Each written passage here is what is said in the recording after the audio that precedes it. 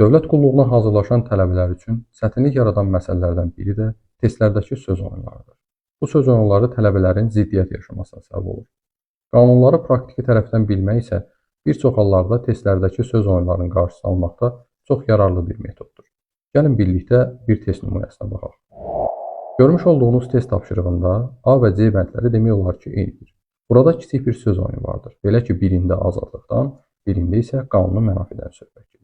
Biz ilk olaraq praktiki tərəfdən onu bilməliyik ki, fiziki şəxslər dedikdə insanlar, hüquqi şəxslər dedikdə isə şirkətlər və banklar nəzərdə tutulur.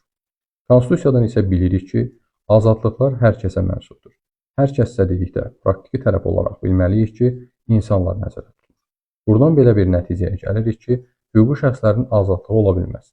Çünki azadlıqlar insanlara mənsubdur.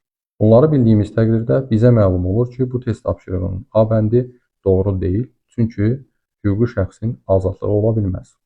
Görmüş olduğunuz kimi, qanunun praktiki tərəfini bilmək bu testdəki söz oyununu asanlıqla dəf etməyimiz üçün çox yararlı oldu. Bu səbəbdən də biz deyirik ki, əgər dövlət qulluğuna hazırlaşırsınızsa, bizimlə əzbərləyərək deyil, anlayaraq öyrənin.